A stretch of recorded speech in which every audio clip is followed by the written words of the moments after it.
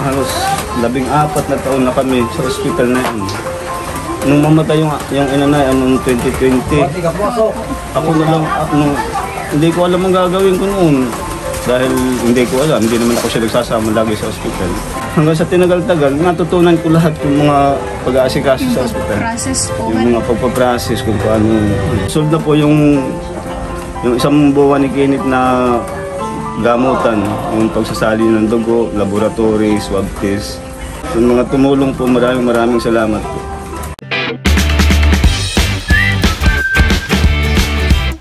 What's up mga kamilot? Welcome back sa aking channel. So for today's vlog po ay magbibigay po ulit tayo ng tulong kay Kenneth at saka po kay Tita Hazen.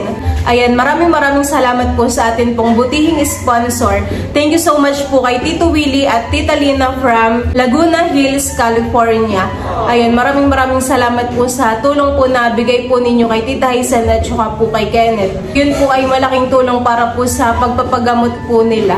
Ayan, thank you so much po ulit Tito Willie at Tita Lina. Sana po ay marami pa pong blessings ang dumating po sa inyong pamilya para po mas marami pa po kayong matulungan. And God bless po.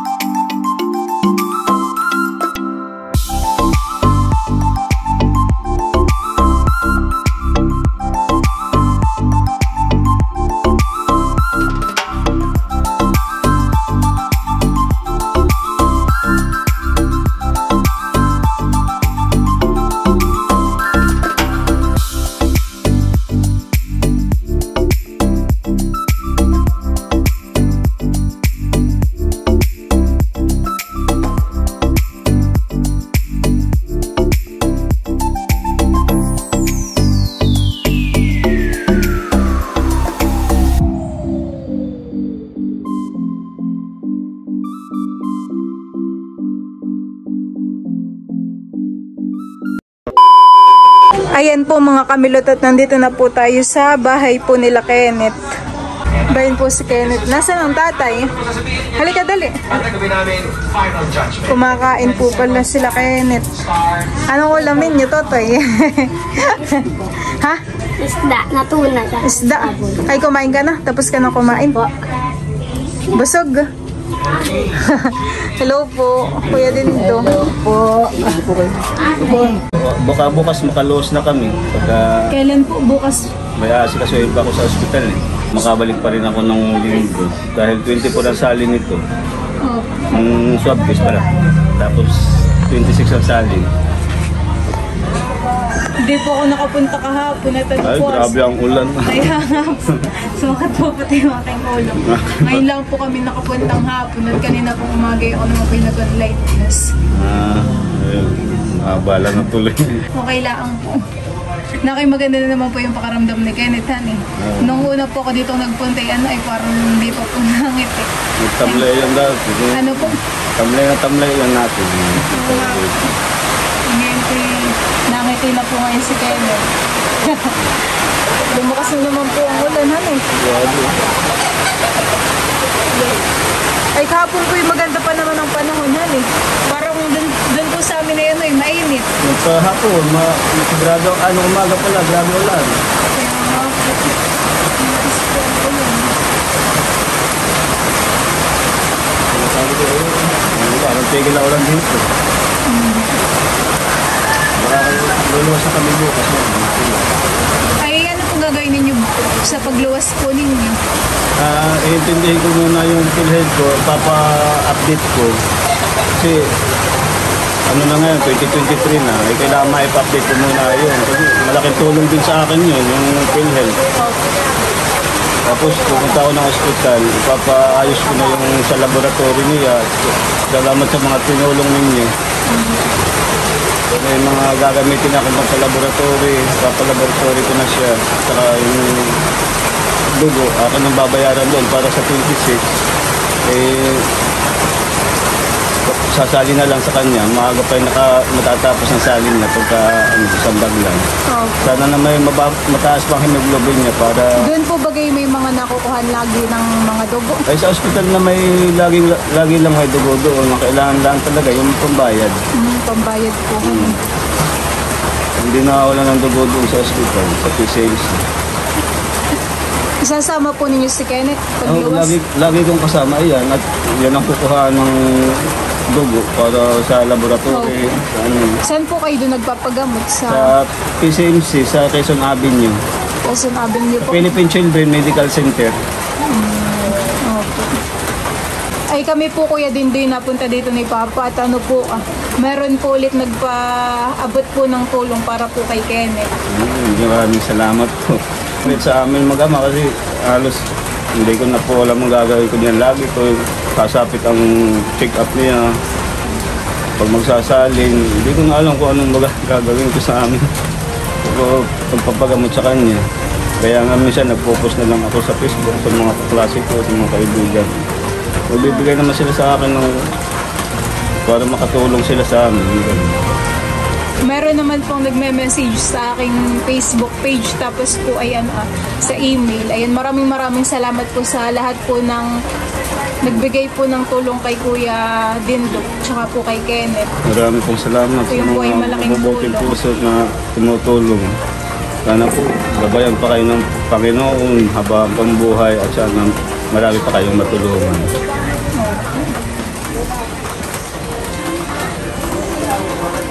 Halos 14 na taon na kami sa ospital na yun. Nung mamatay yung inanay, noong 2020, ako na lang, hindi ko alam ang gagawin ko noon. Dahil hindi ko alam, hindi naman ako siya nagsasama lagi sa ospital. Yung asawa ko dati. Yun. Kailan po namatay po yung asawa ninyo? Noong November 29, 2020. 2020 po. Ay dati po ang kasama ni Kenneth pagpapacheck Oo, up ay dati. yung asawa mo po. Ay sumasama ka rin po na yung dati? Hindi, dahil ako nagtatrabaho dati. Kaya siya lagi ang kasama ng inanay. Opo.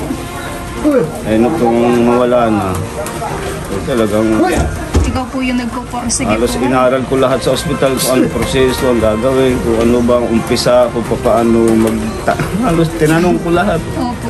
Sinamahan mo po si Kenneth na Oo, parang hindi mo abay. po alam ang gagawin sa umpisa. Nung umpisa, nung kamamatay nga si Mrs., hindi na ito nakakabangon kasi maputla na, hindi ko na alam ang gagawin eh. Opo.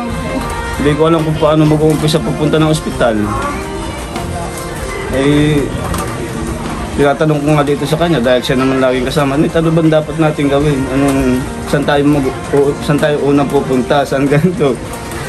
Nung tayo na sa ospital sa amin yan, tinuro niya sa akin yung mga unang step para makapasok ng ospital. Unang punta namin doon ay sinabi niya, pa dito muna tayo sa lobby, may nurse dito nag-check up sa atin kung may lagnat o ubusit o gano'n. Na okay kami sa lobby, pumasok kami, nagtanong ako doon sa Hema OPD kung paano. Hintayin daw namin yung check up. Tapos lumapit ako sa malasakit noon dahil kulang nga yung pera namin gagamitin. Pinaintindi pa sa akin yung mga requirements kasi hindi ko naman alam na ako. Yung mga requirements nila, yung mga paso na kasi mahigit ng 3 buwan yung mga medical certificate ay 3 buwan lang ang expiration na. Kaya sabi ko, hanggang sa tinagal-tagal, natutunan ko lahat yung mga pag-aasikaso sa ospital. Process po. Yung mga pagpaprocess kung paano. Ay buti po talam ni Kenneth at siya po lagi na daw nagpapagamot. May isip na naman yan kahit yung ganyang May sakit. maliit. Kasi bro ko sa halos doon na yan lumaki. Opo. Kaya sabi ko, salamat na nakatinulong sa akin. Tapos sinabi, pa doon tayo pa. Doon tayo pupunta. Kahit siya hirap ng lumapag, kinakarga ko na lang minsan yan para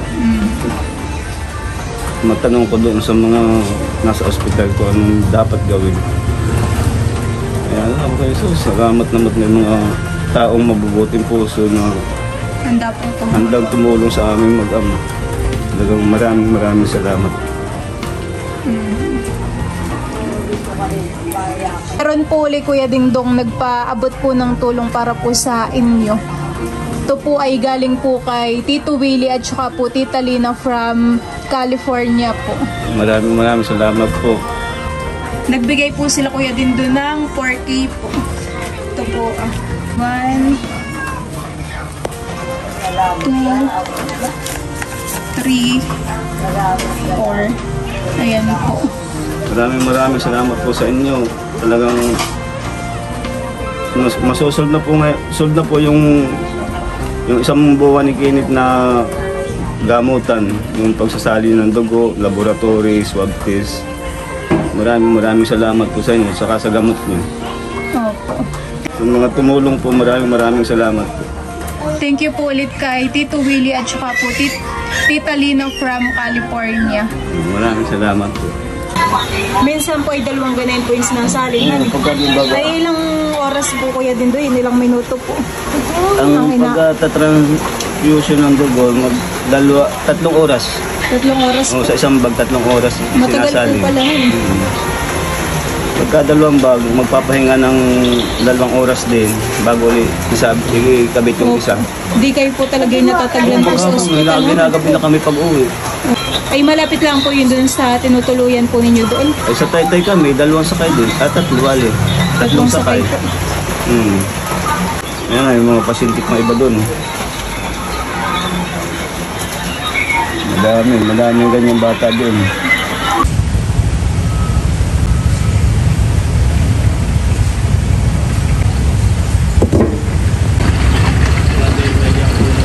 Nandito po si Tita Hazen Kalananay.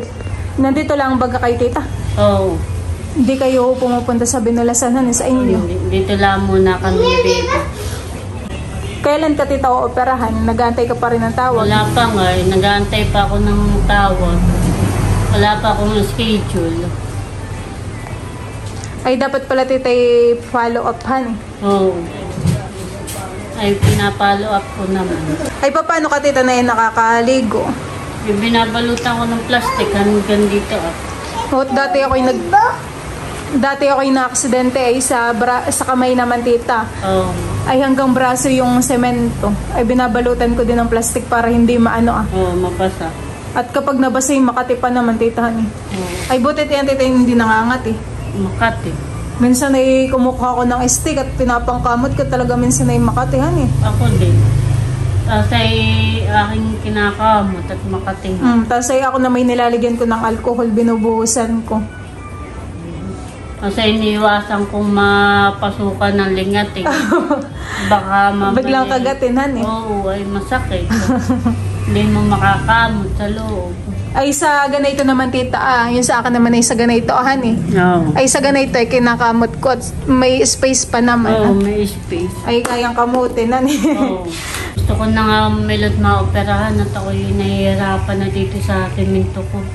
Mabigat pa naman Tita ayan han Oo, tapos ay si Bibi ay na dito at di ako nag-aalaga. Oo. Tapos ako'y nilagnat ng 2 araw. Ay, pinilit kong gumaling kagad at si Bibi inaalagaan ko. Ay mahirap mag-alaga ng ganitang sitwasyon. Sila unto naman at saka sila mahal ay may pasok Nasa Tita. school. Eh, siyempre, walang Babantay kay Talalay. walang at ito na may alagain pa, nadidi pa. Nagda-diaper pa. Talalay. Ay maulit naman yata ito sa Talalay. Bebe, maulit. Ng TV. Maulit o nanonood lang ng TV? Nagkoko-melon. Nauutusan ko naman at Bibi, paabot ako na una. Nakikinig naman Tita Oo. han Meron Tita tayong sponsor nagpabot ng tulong para pampagamot mo Tita. Pandagdag sa pampaopera. Para ikaw ay tuluyan ng gumaling. By di Tita pabilang nga Tita kung tama ay 4K. Ayan Tita ay galing kay Tita Lina at Tito Willie from Laguna Hills, California. Thank you po. Napakalaking tulong po ito sa akin. Napakalaki pong pandagdag sa akin pong opera. Salamat po. God bless po sa inyo. Baka naman si Talalay maulit dito, maulit ka sa mama, hindi. Hindi, nakikinig ka baga sa mama? Bibi, ay sa amin ka na lang, doon ka na lang namin naalagaan. Gusto mo? Sasama ka doon? Ha? Ayaw yata ni Talalay. Ito'y laging kabuntot ko. Gusto'y laging nasa mama. Pag ako hinapuntang CR, mawala lang ako sa gate. Saan mama? Lagi ka titang hinahanap, honey. Oo, saan mama? Tayo magbababay na, Talalay, dali. Ayan po mga kamilot, at maraming salamat po ulit sa atin pong sponsor, kay Tito Willie at saka po kay Tita Lina from Laguna Hills, California. Yun po ay malaking tulong po sa pagpapagamot po ni Tita. At saka po kay Kenneth. Maraming salamat po sa bigay po ninyong tulong. So, yun lang po mga kamilot. Thank you for watching. See you on my next vlog. Bye-bye!